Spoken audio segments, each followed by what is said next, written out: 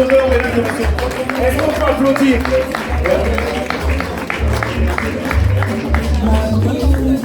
Voilà, c'est le tout dernier panel. Et nous vous remercions déjà d'être fidèles avec nous, de rester également jusqu'à la fin de cet événement. Rapidement. Voilà, merci de prendre place. Oui, monsieur Bilogo, oui. Alors je pense que vous avez des micros. Les micros sont juste au sol.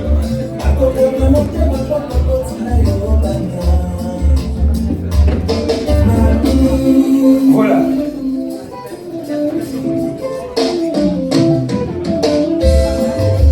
Papa Michel Rafa. Merci beaucoup DJ Tequan. Alors ce dernier panel est un panel très riche, très riche. Pourquoi? Parce que nous avons un élu du peuple. Un élu du peuple, c'est le deuxième qui nous fait cet honneur également après Madame Nadège Aboumangoli, qui est votre collègue aussi. Vous nous faites cet honneur parce que vous êtes toujours aux côtés des communautés, Monsieur Carlos Bilogo. Nous avons Monsieur Brice Arsène Manco, qui est un sociologue, également une grande figure, on va le dire ici, de cette élite congolaise au sein de la diaspora, pas que de la diaspora, mais qui mène un combat. Tout récemment, je pense qu'il y a eu une table ronde autour de Brazzaville, capitale de la France libre, qui a réuni beaucoup d'acteurs également, sous l'impulsion du député Carlos Bilogo. Et nous avons enfin le doyen Michel Rafa. Est-ce que tu connais une chanson du doyen Michel Rafa?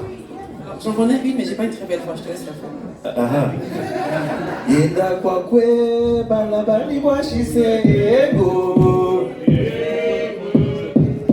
Non mais vous répondez pas.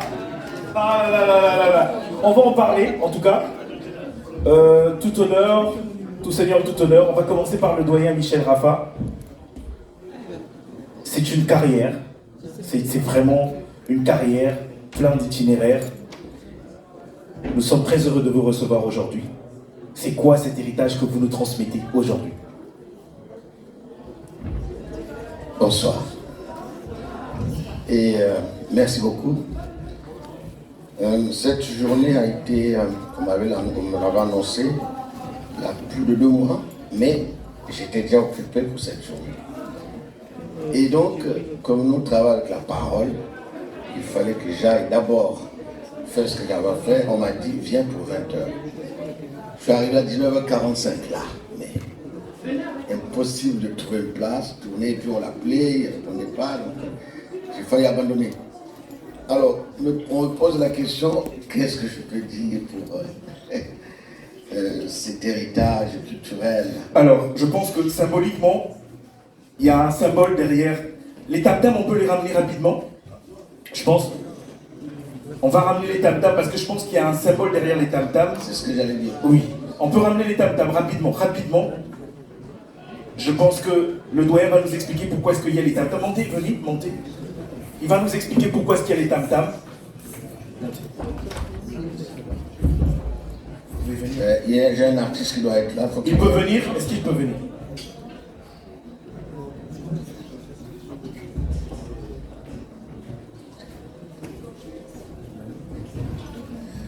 Voilà, doyen.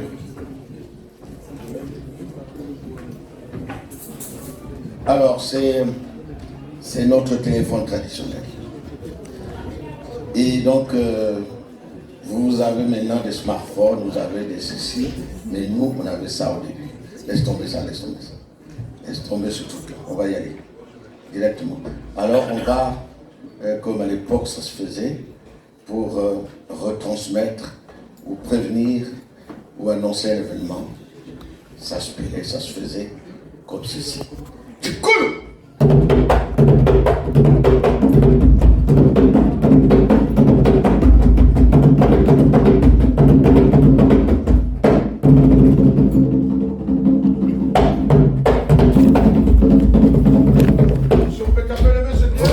Vraiment.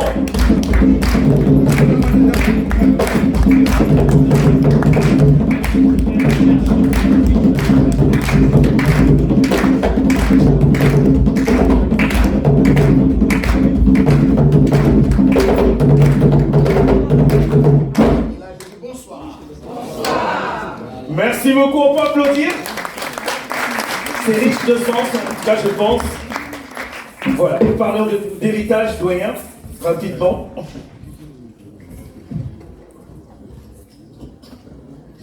Alors,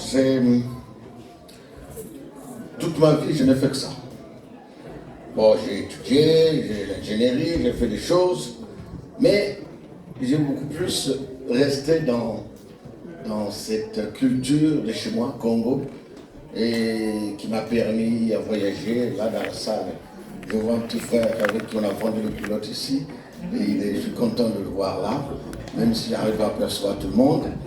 Et donc, c'était au départ comme une nostalgie pour créer quelque chose et pour essayer de se retrouver. Parce que quand on voyage, même les gens quand ils voyagent, ils amènent leur culture. Et moi, c'était ça. On s'est retrouvés avec des amis, Kouri Prosper, qui est ici encore, mais il est parti en Allemagne, Matapierre, qui est maintenant au Congo, et les autres. Et on a mis en place le 14 juin, le 18 juin 1974. Et c'est rare d'avoir un groupe qui persiste aussi longtemps, surtout chez nous, les Africains. Il y a toujours bousculé. Il y en a eu des vagues, mais on a toujours gardé ce socle.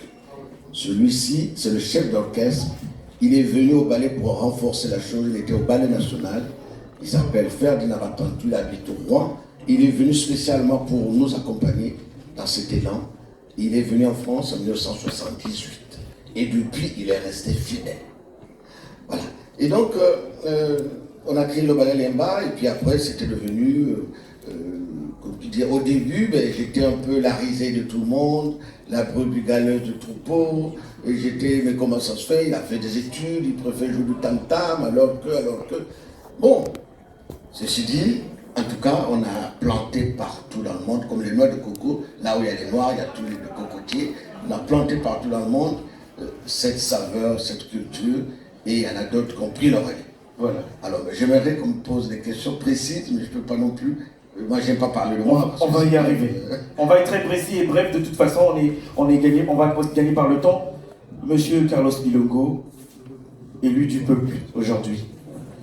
Vous menez de grandes actions actuellement, mais c'est une trajectoire qui est très très semée de, on va dire ici, de défis. Ce sont des défis. C'est beaucoup de choses. Pour vous, un héritage comme tel, un événement comme tel pour une diaspora, ça représente quoi exactement pour vous? Déjà, bonsoir à toutes et à tous. Bravo à vous déjà, que tout le monde applaudisse les personnes à l'initiative. Un très bel événement, de nombreux invités, de belles thématiques qui ont eu lieu toute la journée. Et ça aussi, c'est un héritage en fait. C'est de pouvoir s'organiser et d'être force de proposition. Et avoir un héritage, c'est un poids, surtout sur les épaules, pour une diaspora, pour des jeunes qui sont, comme moi, nés en France, où nous avons voilà, cette aspiration, cette envie, cette ambition pour le continent africain, mais aussi cette loyauté que nous avons aussi pour le pays qui nous a vu naître, la France. Donc il faut faire le parallèle entre les deux. Et parfois les enjeux ne sont pas les mêmes, parce qu'on ne part pas sur un même point de départ. Mais pour nous, en tout cas, c'est d'être le maillon fort entre les deux.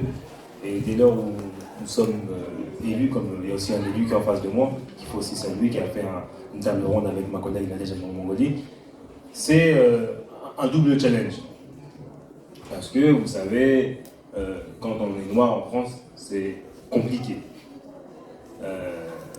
Aborder des sujets, parfois on se heurte à des personnes qui n'ont pas connaissance de notre histoire. C'est pour ça nous avons des sociologues comme Brice Monkou ici présents. Et nous devons faire ce travail à chaque fois de rappel, d'information, et aussi s'affirmer. S'affirmer, c'est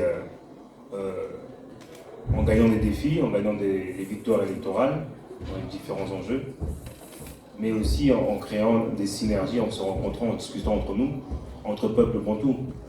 Au-delà du Congo, au-delà des deux Congos, en arrivant, j'ai croisé une dame qui venait du Cameroun et qui a apprécié aujourd'hui cette thématique. Et je pense que nous devons être dans cette réflexion-là, bantou, parce qu'avant, les frontières n'existaient pas, et c'était des régions et des peuples.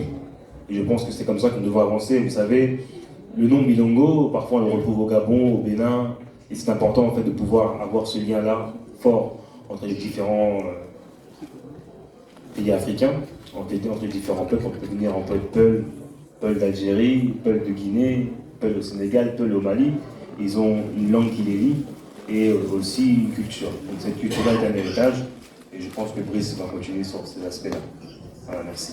Voilà, on va continuer avec le doyen Brice Arsène Manco. Angélique, tu as une question pour le doyen ou pour nos invités? Du coup, ma question était concernant les enjeux et les enjeux surtout de cet élan qu'on a mis en place aujourd'hui. Est-ce que vous pensez qu'il serait possible d'organiser, comme on l'a fait pour Héritage Congo ici en France, un événement qui pourra être aussi criard au niveau du Congo-Brazzaville même? Et est-ce que vous pensez justement que par rapport à toutes les informations que nous donnons aujourd'hui, à cet élan d'éveil que nous mettons en place aujourd'hui, nous pourrons davantage aider les jeunes Congolais et les plus âgés aussi d'ailleurs à pouvoir s'édifier davantage et se réapproprier aussi, même s'ils sont sur place, leur culture congolaise? Oui. Merci, bonsoir à toutes et à tous. Et je m'inscris également sur tous les remerciements qu'il y a eu par rapport à cette initiative que vous portez, Héritage Congo. Et bien sûr, si nous voulons marquer d'une pierre blanche cette histoire d'ici et d'ailleurs, cette histoire d'ici et celle du Congo, il va falloir justement que l'étape de Brazzaville ne soit pas ratée. Parce que c'est de Brazzaville, effectivement, que nous pourrons mobiliser un certain nombre de ressources, parce que ici je vois que des talents, je ne vois que des talents depuis ce matin, et ce sont ces talents-là qui doivent s'exprimer là-bas à Brazzaville. Pourquoi? Parce que nous avons remarqué qu'au niveau de Brazzaville, ce récit national ne s'écrit pas avec la diaspora, ce qui est tout à fait dommage. Oui. Nous avons un ministère des Congolais de l'étranger, forcé de constater qu'effectivement on n'a pas eu cette occasion de pouvoir nous retrouver autour d'un héritage commun qui est celui du Congo. Alors, la question vaut pour vous deux, en tout cas pour monsieur Brice Arsène Manco, docteur Brice Arsène Manco, et pour monsieur Bilongo. Comment est-ce qu'on peut mettre, quelles sont les synergies, les activités qu'on peut mettre en place pour porter, pour pérenniser ce genre d'action qui ne s'arrête pas ici, parce que vous avez été à Kinshasa également, et vous faites partie d'une commission, je pense, qui est très active. Comment est-ce qu'on peut utiliser cette diaspora dans vos initiatives? Je pense que les idées, les éléments viennent de la base. Hein. Ça ne vient pas d'en haut, je sais pas, les députés ou les sociologues qui vont pouvoir impulser les choses. Mais vraiment, ça vient de la base, c'est en discutant, en se rencontrant qu'on crée des synergies. Hein. Parce que la diaspora congolaise, elle est pétrie de talent. Après, ça demande aussi à aller sur place. C'est super important d'aller sur place, d'aller à Brazzaville, de discuter avec la jeunesse congolaise, d'aller à Kinshasa, de discuter aussi avec les peuples congolais, de Kin. Et c'est comme ça qu'on crée des synergies. Moi, j'ai été 2 fois, au mois de janvier et au mois de mars. Et sur ces 2 séquences-là, j'ai découvert des profils super intéressants. Et après, à nous, acteurs politiques ou acteurs de l'enseignement, qui pouvons faire le pont très fréquemment, de pouvoir accentuer les choses, accélérer cette connexion et pouvoir créer des panels. Aujourd'hui, on a la visioconférence qui fait qu'on peut être même aujourd'hui en direct ici et en direct à Pointe-Noire. Voilà, ça peut être retranscrit. Donc voilà, on a cette facilité-là. On a aujourd'hui différents autres moyens encore qui sont à notre portée. Mais ce qui régit les choses aujourd'hui, c'est que l'Afrique est un continent jeune. Qui dit jeune dit innovation, dit dynamique et dit inventif. Donc voilà, tout est dans nos mains pour réussir. Et c'est vraiment la synergie et la connexion des cerveaux qui va créer cette réussite. Docteur Brice Arsène Manco. Eh bien, je dirais que nous avons un avantage certain. Je discutais avec des amis sénégalais qui me disaient Brazzaville, capitale de la France libre. Est-ce que vous, Congolais, vous êtes conscients que l'avenir de la France, sa libération est passée par une ville qu'on appelle Brazzaville? Que faites-vous? Eh bien, nous avons travaillé avec un maire à Verquin, dans le nord de la France, notamment dans le Pas-de-Calais, pour mettre en place, pour la première fois, une stèle qui retrace l'histoire de Brazzaville, capitale de la France libre. Ça y est, nous avons une terre à nous qui nous appartient avec une stèle. Et chaque 27 octobre, à l'appel du général de Gaulle, nous nous retrouvons là-bas pour célébrer cette mémoire-là de l'histoire franco-congolaise. Eh bien, le président Macron est passé à Brazzaville. Il disait qu'effectivement, qu'il fallait reconnaître ce travail mémoriel à travers un mémorial là où se trouve effectivement le CEFRAD. Le CEFRAD aujourd'hui est en ruine. Et c'est un travail mémoriel important qui ne peut pas se faire sans l'apport des Congolais que je vois ici, sans l'apport de nous tous ici rassemblés ce soir. Donc on a comme ça des récits qui sont des récits de vie entre la France et le Congo qu'on doit raviver à travers l'histoire. Et c'est un combat que nous portons avec le député pour qu'un projet de loi nous aide à pouvoir faire inscrire cette histoire et faire que cette histoire soit enseignée ici, dans nos écoles, de façon à ce que ce rôle-là, où nos parents qui ont versé le sang pour la France, ne soit pas occulté comme ça. Voilà ce qu'on pourrait dire comme récit historique qui pourrait être le déclencheur un peu de cet héritage commun. On va revenir rapidement vers vous. Henriette, une question? Je ne sais pas si elle sera en rapport avec le sujet, mais bon, vous pourrez peut-être me répondre. Quand on parle de perspective, on parle d'avenir, on parle de la jeunesse et de la relève de demain. Est-ce que vous pensez qu'au niveau de l'accompagnement des jeunes, concernant justement la connaissance de nos us et coutumes, est-ce que vous pensez qu'il y a vraiment un élan d'accompagnement qui est mis en place au Congo pour pouvoir justement aider ces jeunes qui cherchent encore une fois? On a eu des idées et des propositions tout à l'heure, mais est-ce que vous pouvez vous aussi justement partager peut-être vos avis ou alors proposer des endroits, alors peut-être des services pour accompagner les jeunes justement davantage connaître leur histoire et puis s'approprier la culture encore une fois? Je laisserai davantage on va plutôt Rafa, mais je peux répondre à ça. Nous avons par exemple nos très belles langues au Congo. Est-ce qu'à un moment de l'année au Congo, on a des journées de promotion des langues nationales? Est-ce qu'à un moment de nos journées, on a de la poésie dans nos langues nationales? Et là, je me tourne vers notre doyen, effectivement, qui, à travers le ballet Lemba, peut être cette courroie de transmission. Absolument. Pour pouvoir perpétuer cette tradition qui se perd. Car nos langues, les langues bantoues dont parlait tout à l'heure le député, ont pratiquement la même racine. Et dans ces langues-là, on a à faire la promotion des journées de langue nationale, on a à faire la promotion même de notre culture. On a des figures qui ont combattu le colon, des figures de la résistance. Je parle d'une femme comme Kimpa Vita. Je parle d'une femme, d'un homme comme Abiala Manganga. Où est-ce qu'à un moment donné, dans les cours d'histoire, on arrive à enseigner ça à Brazzaville? Il ne faut pas qu'on ait honte de cette histoire. Mais cette histoire, nous devons nous l'approprier parce qu'elle est nôtre. Merci beaucoup. Doyen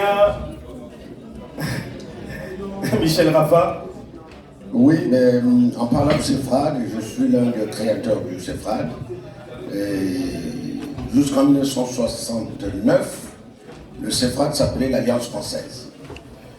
Et quand Maxime Debeka est nommé directeur de la culture, et donc on se retrouve avec Franklin Boukaka, Maxime Debeka, Michel Rafa, Samba Miguel et Seoulou Diamaoulou, on met en place le CEFRAD.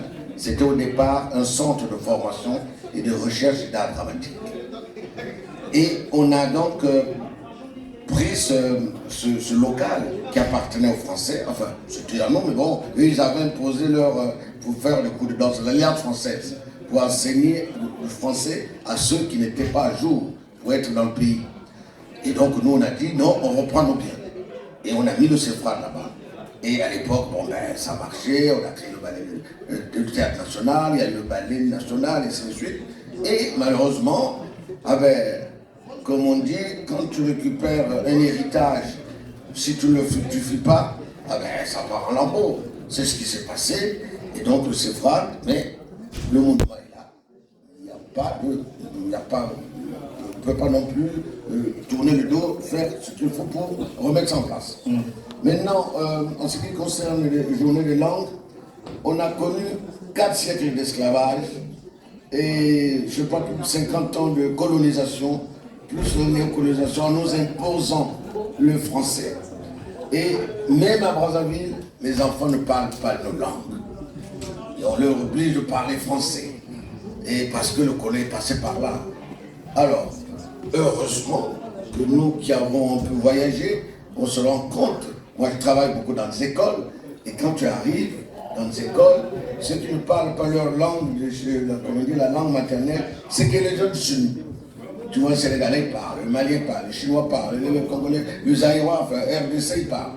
Mais nous, zéro. Alors, on nous interdit de parler. Comment ça? Donc, il y a ce travail-là, qui, au niveau des parents, qui est malheureusement, c'est ça. Et ce qui fait que quand, là, on arrive à faire un peu les dots, quand on va faire les dots, avec les enfants, il faut leur parler en français pour que tout le monde comprenne. Alors que c'est une institution qui a été créée au XIIIe siècle et ça se passe en langue. Mais malheureusement, les enfants ne parlent pas, ne comprennent pas. Vous êtes tout le monde obligé de chercher le mot qu'il faut pour adapter, pour que les gens comprennent. Et donc, moi je crois qu'avec des élans comme ça, il y a possibilité de nous, parce que si on veut que ça parte de Brazzaville, cet élan, ça ne marchera pas. Il faut que ça parte d'ici en mettant en place, en faisant appel au ministre qui est chargé d'eux. Justement, voilà ce qui se passe. Sinon, on n'est plus nous-mêmes, malheureusement. Et donc, ça, cet élan que vous avez pris, moi, dès qu'on m'a expliqué ça, j'ai dit bravo. Et c'est important pour nous. Et je suis prêt, ça me prend dans les tripes. Et donc, je pense que ce n'est pas une épée dans l'eau. Voilà. Monsieur Bilongo, vous avez été à l'Assemblée, vous avez été chahuté par votre collègue, effectivement, ça a fait l'actualité. Je pense qu'il y a un combat, il y a un message derrière le combat que vous êtes en train de porter vers cette jeunesse, cette diaspora qui vous regarde aujourd'hui. Qu'est-ce que vous pourrez leur dire réellement? Vous n'êtes pas seul, il faut le dire, il y a cette diaspora derrière vous. Comment est-ce que nous devons marcher ensemble? Comment est-ce que nous devons vous porter également? Pas que vous, il y a eu Madame Nadège Abomagoli également, et il y a d'autres figures, il faut le dire. Comment est-ce qu'on y arrive? Quel est le message que vous portez à cette diaspora ce soir? Après, moi, j'ai pas de recette magique, hein, mais c'est s'engager, s'organiser, et participer à l'environnement là où on grandit, là où on vit, parce que parfois, moi, mes parents avaient le premier réflexe de regarder toujours le continent africain, et parfois, nous, on oublie les scrutins locaux, on n'avait pas voté municipal, différents enjeux, les élections départementales ou régionales. On n'a pas la même culture que sur un Français de souche. Nous, les parents, vont aller voter à ce scrutin parce que pour eux, c'est super important. Nous, on a voilà, le récit à écrire ensemble Argent, et en participant au jeu démocratique, parce qu'on a toutes les capacités, non seulement, mais aussi on a une endurance. On est dur à l'effort, on est dur dans l'adversité, et quand on nous attaque, on fait preuve de courage, et ce courage-là aussi, il brise les portes, parce que dans une séquence où la France est en crise, différents pays sont en difficulté, et on va chercher toujours à stigmatiser l'autre, et d'être présent dans l'Assemblée nationale, ça envoie un message aussi à des frères et des sœurs ou des parents à nous qui souffrent dans le monde. Moi, quand j'ai été insulté, j'ai reçu plein de messages de parents qui m'ont dit ça, cette insulte-là, moi je la reçois au travail, je l'ai dans le train parfois, et le fait que toi tu sois député et que tu aies eu cette réponse-là et ce soutien-là, nous ça nous honore, et on est content que tu sois là. C'est pour ça que j'ai entamé ensuite une tournée africaine, en Algérie, au Maroc, à Kinshasa, je serai bientôt à Brazzaville également, et au Cameroun, et en Côte d'Ivoire. C'est pour impulser ce message-là. Et à chaque fois, ce que j'ai reçu comme message des locaux sur place, c'est qu'ils ont envie de s'investir également en politique, que ce soit en Côte d'Ivoire, au Cameroun, dans les différents pays. Ils veulent, la jeunesse veut prendre place au jeu démocratique, et la jeunesse aussi doit répondre à un défi climatique, parce qu'on est à l'aube, et même actuellement nous vivons des règlements climatiques, différentes inondations qui peuvent arriver en Afrique, différents tremblements de terre aussi qu'on a vu en Turquie, qui arrivent souvent en Asie du Sud. Et c'est la jeunesse qui pourra répondre à ces défis-là. Voilà. On va prendre une dernière question pour les trois, rapidement, parce qu'on est tenu par le temps. Docteur Brice Arsène Manco, la diaspora, je pense, a du potentiel. Je pense que vous êtes parmi les érudits qui pouvez également nous accompagner à structurer, parce qu'il faut structurer. Je pense que c'est très important de structurer également les idées afin de porter ce message. Nous avons commencé aujourd'hui, mais si vous avez un message vis-à-vis de la diaspora, vis-à-vis également de ceux qui ont des idées afin de converger, ce serait lequel? Rapidement, avant de clôturer. Bien. Nous sommes, pour le Congo-Brazzaville, plus de 35 000 ressortissants vivant ici en France. Et quand on ajoute la RDC, vous voyez que le chiffre ne va que crescendo.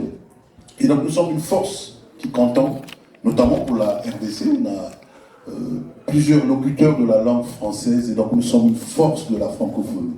Et bien pour transformer cette force de la francophonie, nous avons une bataille, c'est celle de l'organisation de la société civile et donc de la jeunesse qui est ici, mais aussi qui est là-bas. Cette organisation se fait comment? Les Maliens nous montrent l'exemple à travers les hôpitaux qu'ils construisent à Caille. Ils nous ont montré là la voie.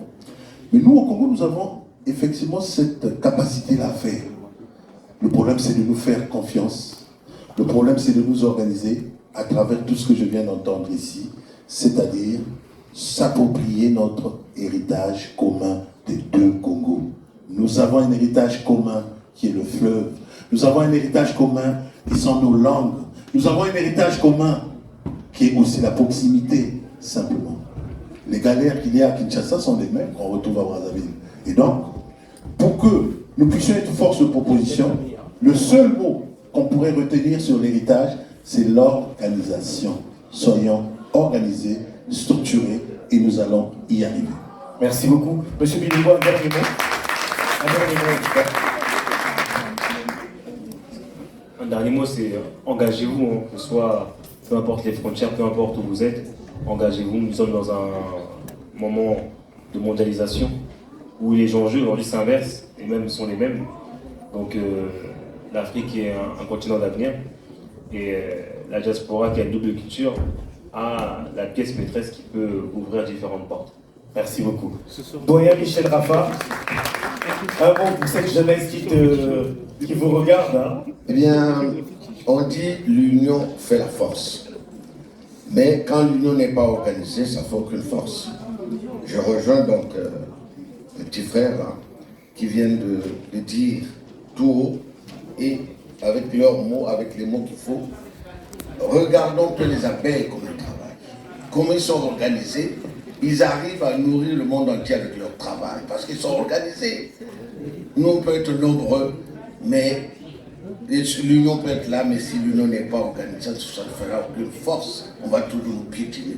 Donc, organisons-nous, comme on a dit, avec cette union sera une force et ça sera, comme on dirait, faire de lance pour pouvoir partir d'avant et en même temps pour qu'on revienne nous-mêmes. Merci voilà, beaucoup. Merci. Est-ce qu'on peut finir sur un acapella doyen? Un acapella commun, un acapella, est-ce qu'on peut quand même? Rapidement.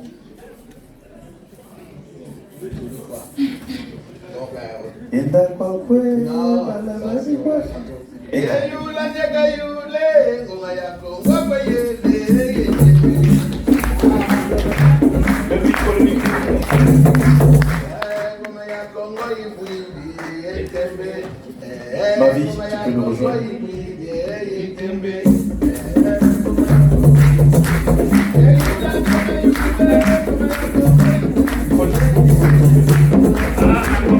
Merci beaucoup au député Carlos. Voilà, je pense qu'on a fait sur cette scène.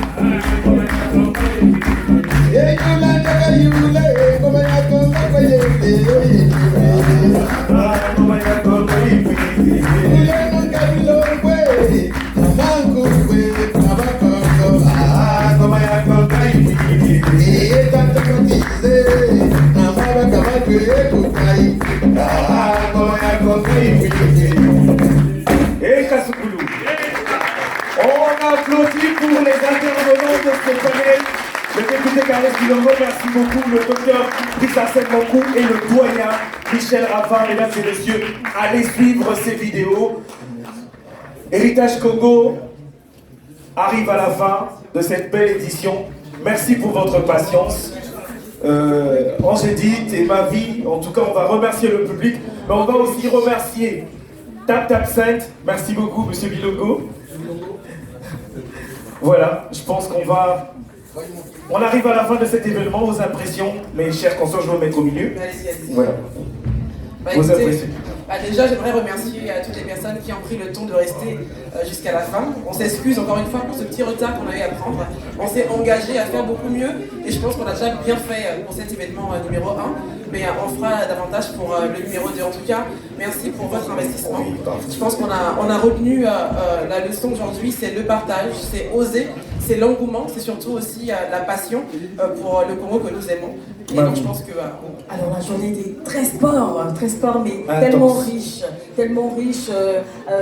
vraiment magnifique à travers la qualité des intervenants. Moi je garderai tout simplement à l'esprit également cette notion de solidarité. Vraiment il faut qu'on soit solidaire, il faut qu'on apprenne à se célébrer. Ce n'est que comme ça qu'on va avancer.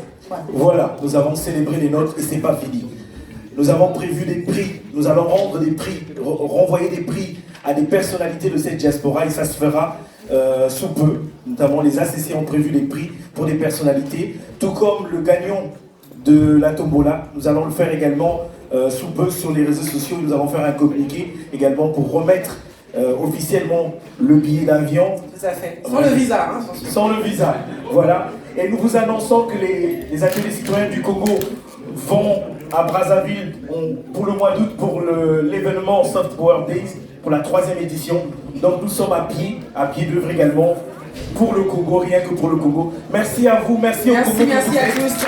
Merci à vous, c'était Ange et Nicolas. Marie-Piaz. Et le DJ Degwan. Est-ce que tu peux nous mettre de la musique quand même? Oui, je fais le platine DJ. D'accord. Merci à vous, bonne soirée à vous et à très bientôt pour la prochaine édition. Au revoir.